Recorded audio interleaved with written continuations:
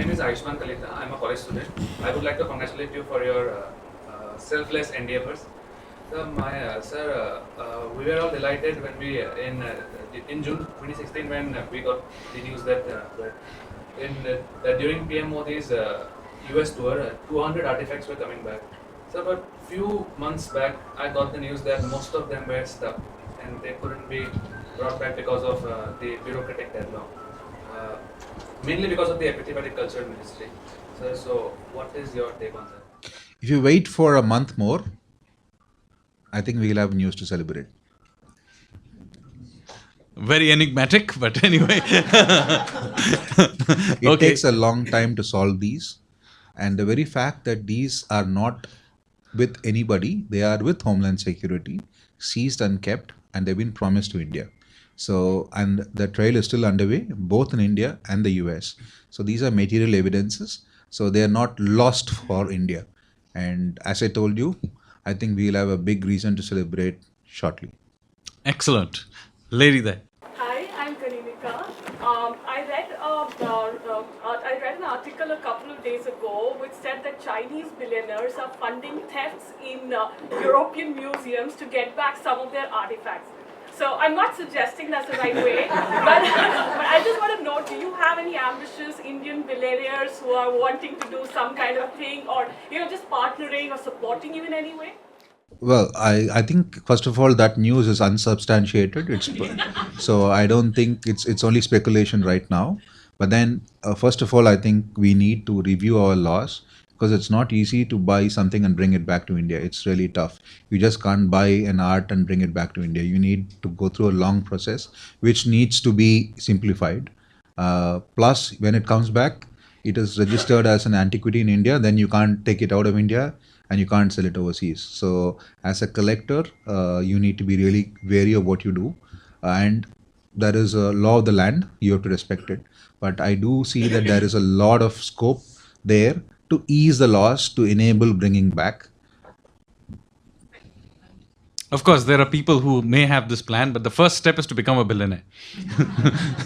Yes, the lady there, and then gentleman, and then ma'am here. Then I'll come to this side. This side. Okay. Hi, my name is Gunja and I work as a policy analyst.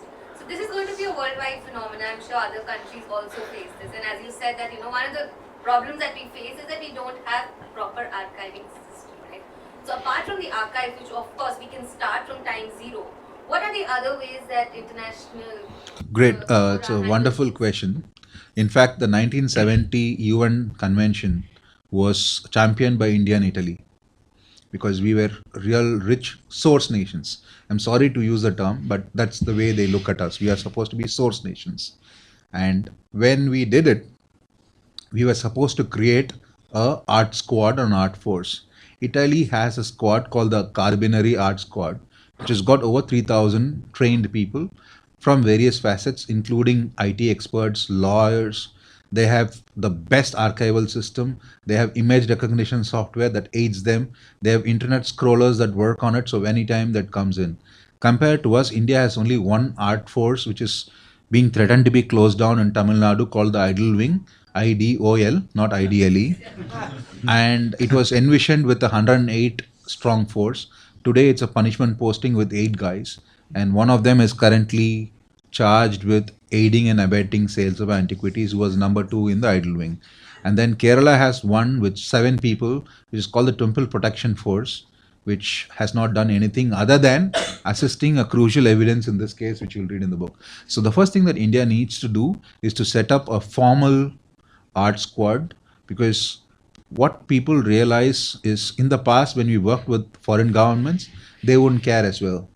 But then since 2012, the US realized that the guys who are making money off it, maybe not the ultimate buyers and sellers, but the pipeline is not your average person going to use it for charity. It is going to funding illicit activities, including terrorism. And that's why when ISIS was studied in detail by the US forces, they realized that sale of antiquity licenses was the 3rd item in the list of income earners for terrorism.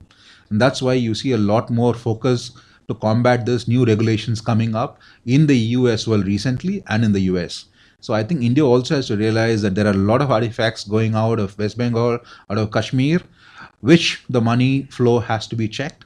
And there are a lot of Hawala transactions that happen, and we need to really look at it. So it's not just on the face of it loss of cultural property, but there's a whole network that needs to be dismantled.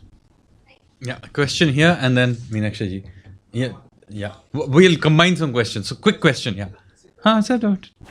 My name is Kumar Rakesh. I'm a journalist. And first, thanks and salute to Mr. Vijay Kumar for this great work. Whatever you just combine the facts, this is the work of totally government, Ministry of Culture, and you mentioned the role of democracy. You all defined. So, congratulations and with the basic award that you are doing for the country and nation. My question is, as you mentioned about 1962, Nalanda and others, fighters, what is the status number two? How just some of our friends ask a question about this? Give the exclusive news, wait for 1 month and it will become US. It is also some news story for the person like us. Number three, role of diplomacy. How do you find the role of diplomacy to protect all the ideals, the culture of the country as a just sensitive writer and instrument? Okay, so just hold the question. We'll take a few more. Meenakshi ji.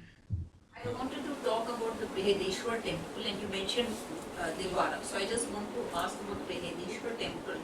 The inscriptions on the temple walls say that Raja Chola gave 66 bronzes to that temple and only 2 are there. And since the details of every bronze is mentioned there, have you been able to... And just one more thing about Dilwara.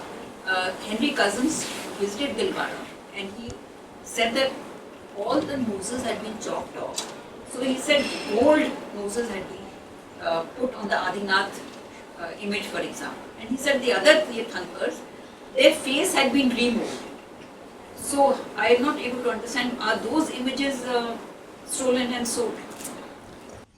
Okay, combine the two, yeah. Firstly, the US doesn't have 200. They have 2,622 objects valued at $108 million that were seized from 4 known Kapoor warehouses.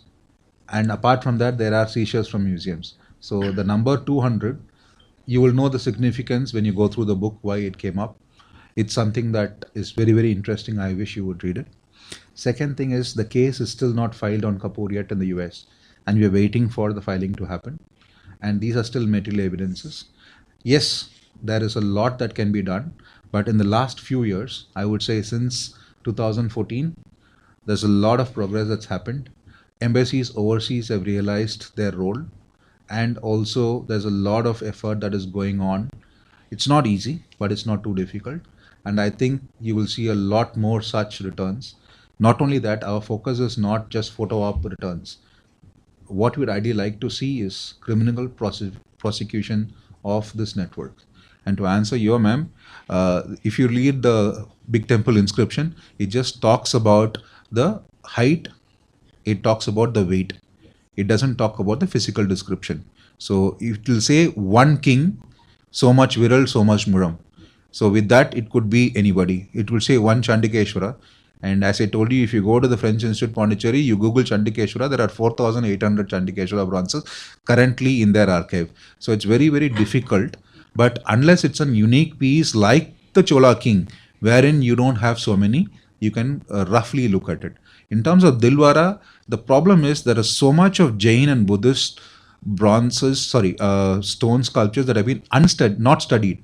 At least in Tamil Nadu, there's a little bit of documentation done. Rajasthan, a little bit. But unfortunately, most of them are controlled by mutts. And none of these mutts have come up and said or even reported a single theft.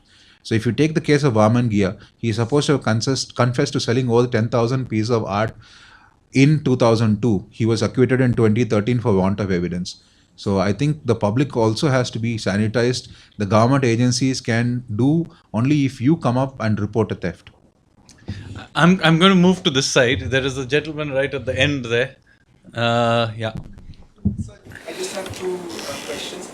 Are there any works that are stolen which are in Indian museums? And And if they are, have you done any research to take them out of Indian museums and take them to temples?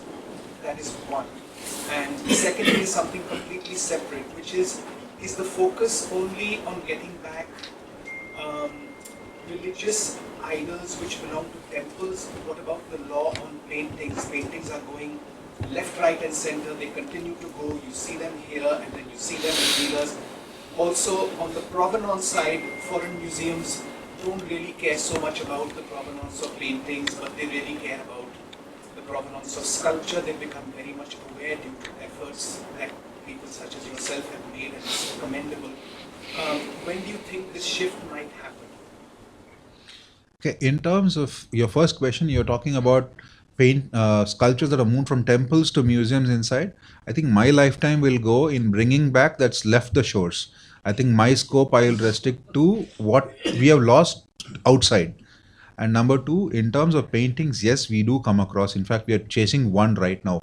Unfortunately, the problem with paintings is there is even if you're talking about sculptures, 1% of an archive, paintings are 0%. So far as my knowledge, there's not even one painting that has been reported stolen. So unless people who have lost it come up and say, I've lost this, we are totally blind, including from museums, from prestigious museums.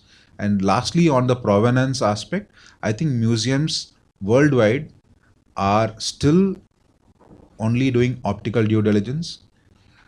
As in the past, is only the threat of people like us has forced them to relook at it. They still are wanting just a piece of paper. Now the issue is how strong is that piece of paper in a court of law, and that's where I think India has to strengthen its claims. So we have to put our foot down. Like Italy, it says Italy doesn't care. They don't even show their source photos. They say this is undoubtedly Italian origin. The onus is on the buyer to prove that you have bought this legally. If you don't, give it back. And I think that's where we should drive our point, because Chola bronze cannot be made anywhere else. Chandraketuga cannot be from anywhere else. So why the hell are you asking me where a source photo? I think there'll be lots of questions, but we have to bring this to an end. And I think there is also a case for some book signing to be done. So let me hand this back. Thank you everyone for being here. There's books available for sale in the foyer, and I'm sure Vijay would be happy to sign them. Thank you. Thank you, everybody. Thank you, Sanjeev.